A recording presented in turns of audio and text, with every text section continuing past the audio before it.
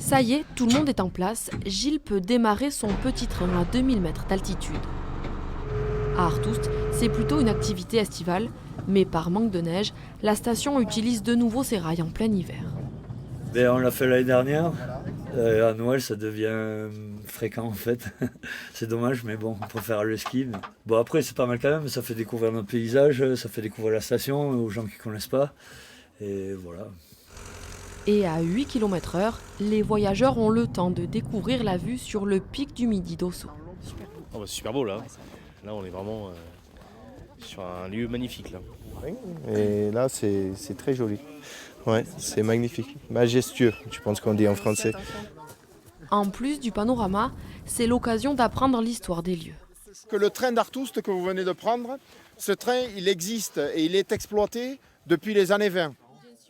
On a eu l'information hier, ce matin on a réservé, on voulait pas louper ça. Surtout que les deux petits garçons développent une passion pour le train en ce moment, donc ça tombait à point nommé.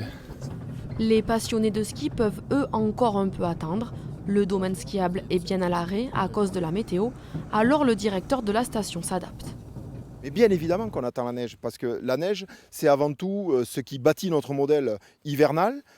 Aujourd'hui, elle n'y est pas, donc on compense par des activités. On réfléchit dans l'avenir à développer des activités qui ne soient plus dépendantes de la neige face au changement climatique que nous vivons. Une balade comme transition pour profiter de la montagne en hiver d'une autre manière. Le petit train sera ouvert toutes les vacances de Noël.